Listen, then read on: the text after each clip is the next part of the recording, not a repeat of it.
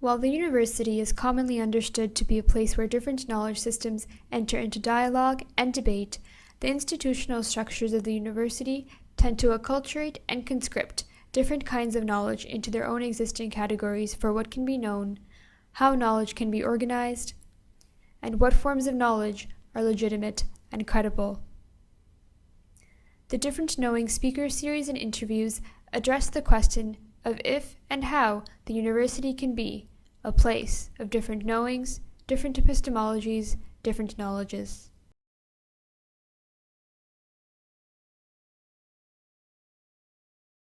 And so for many, many years, our people were often, as we began to talk about and talk in English as opposed to their own indigenous languages,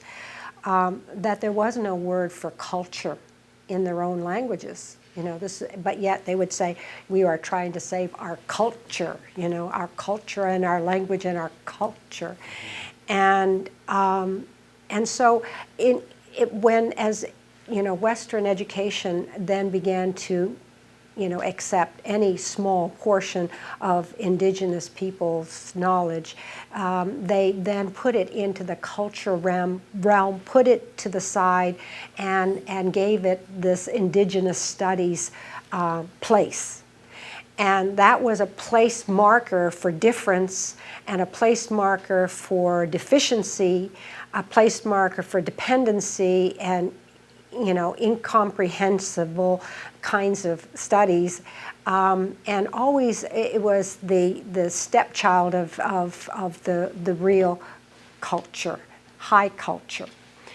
And so as the experience with the peoples around the world has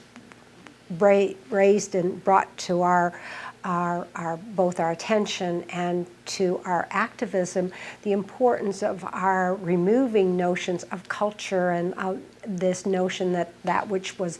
defined by someone else around us, that we needed to release ourselves from that and to bring something, and as close as we could come to what we could call it, since everybody called this, education knowledge, we said, well, then let's call it knowledge, and as it is, learning and knowledge. So indigenous knowledge and bring it to the indigenous humanities is another way for us to be able to really to expose the Eurocentric knowledge systems as being dismissive, as being appropriative, as being diminishing others in multiple ways. And it's a way for us to talk back to it, to create an awareness of that, and to recognize that awareness of the philosophical traditions upon which they depend, Socrates and Cyrus and all those people, and down they come, really is not talking to the generation today of people who are living in a particular place, in a particular environment, trying to survive with the water they have, trying to survive on the land they have. And those are the kinds of survival issues that have always been part of indigenous peoples living in place, and how so much more can be learned from indigenous people about how to do that sustainably, and do that in such a way as relationships with each other become the foundation of a culture rather than the economy making money and